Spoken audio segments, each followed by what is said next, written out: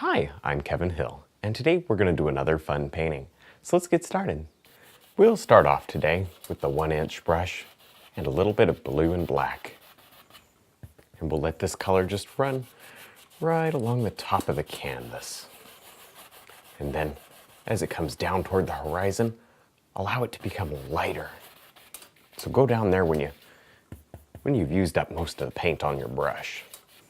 Now with some red and a little touch of brown, maybe some yellow, and then some white, we can come right down here and drop in a little bit of color. Not too much, just here and there.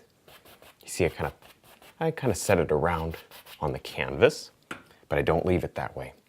I pick up a 2-inch brush and we're going to blend it in. Make it very, very soft. And this will be the shadow color for our clouds. Just a nice little glow down here. Some pretty colors in the sky. Now I'm going to pull a 1-inch brush through some white paint.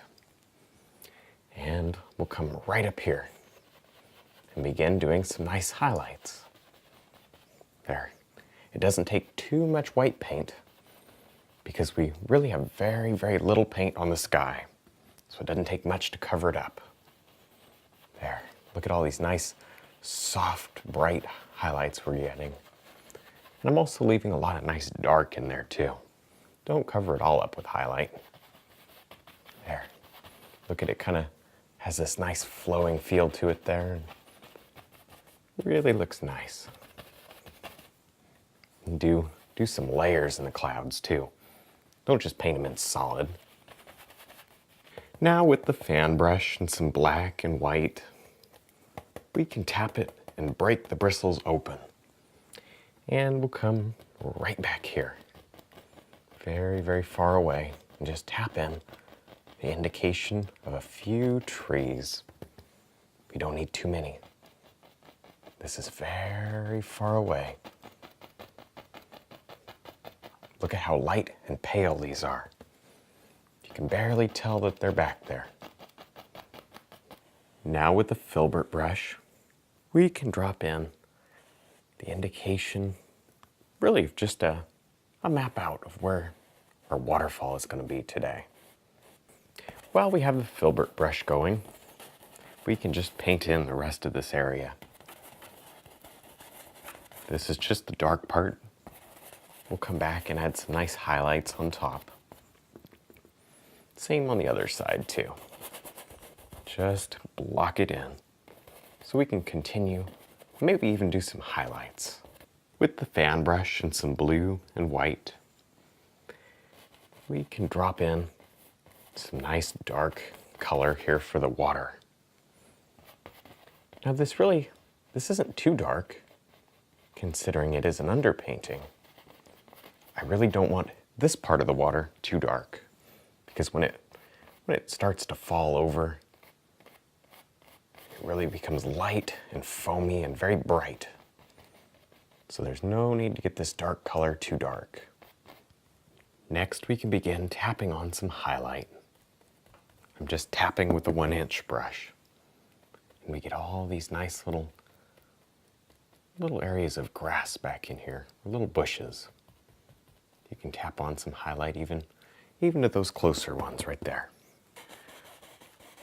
We can also add in the rest of this water with the fan brush. Maybe there's going to be another waterfall right in there somewhere. And then, I don't know, maybe a third one right here. Now with the fan brush and some white, we can come right here and begin working on our waterfall. There, look at it, it just splashes right down. Again, don't worry about if you mess up your rocks.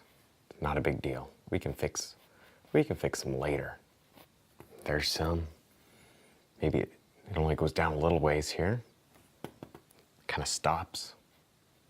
It splashes over again. Yeah, like that. Now we can begin dropping on some highlight with the knife.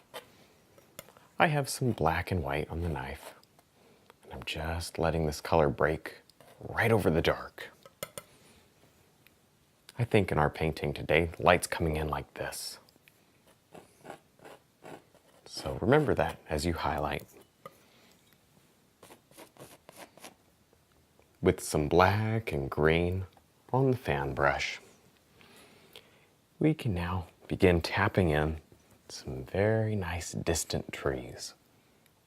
Just tap, give yourself a little line, and then work back and forth across the tree to create all these nice limbs. There. Maybe we're gonna have a lot of them. So let's do quite a few, kind of clumped together. Very dark, because we're gonna come back and add some nice highlights on top. Still using that same corner of the fan brush. We can just keep on tapping in these trees.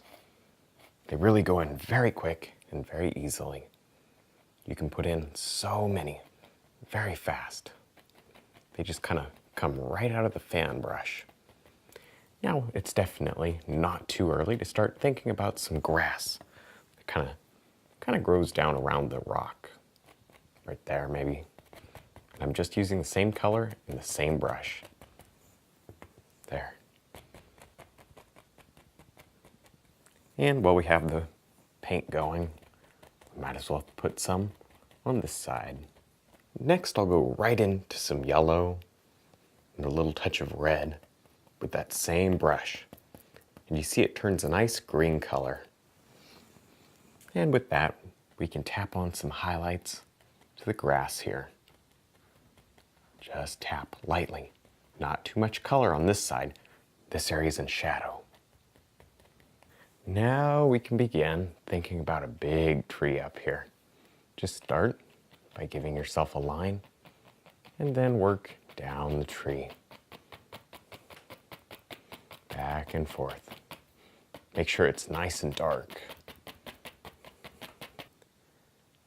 Now with the knife, we can drop on some highlights to these rocks. Just very, very gently let the knife work across, and you'll get all this great looking texture.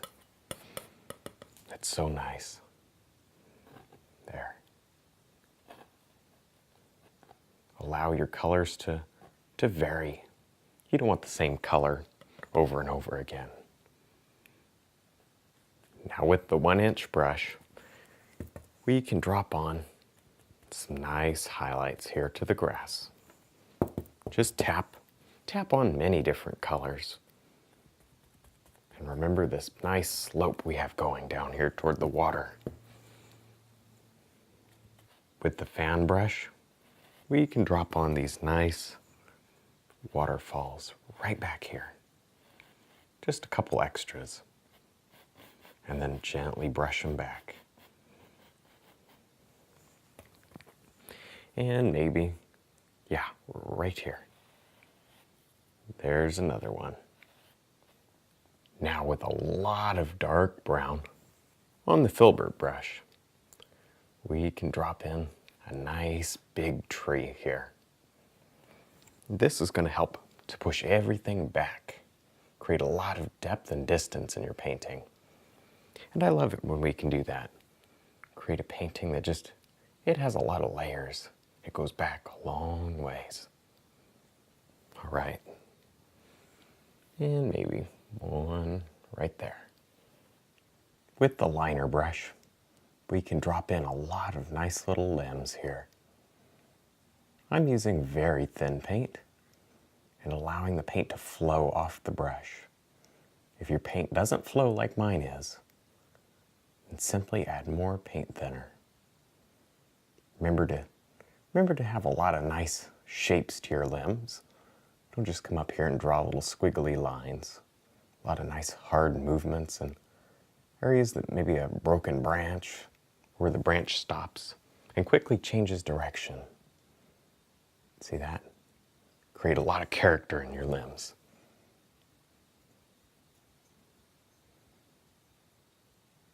Now we can drop on some very nice little highlights here. Just touch Let that knife bounce right along. There.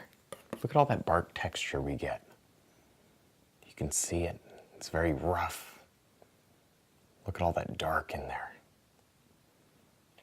Next, we can add on a few highlights to these evergreen trees. Just touch and let your brush work right along, back and forth. Leave a lot of nice dark showing through. The last thing we want to do is add on just a few loose and open and airy leaves. This really, it'll kind of give the tree a finished look. And any limb that you're not completely happy with, make sure you cover that up with leaves. There. Keep most of them at the top. We don't want to ruin this nice pretty background we have going. All right, well, I think we're done. I had a lot of fun. I hope you did too. Don't forget to check out my website and also my instructional DVDs. And thanks for watching.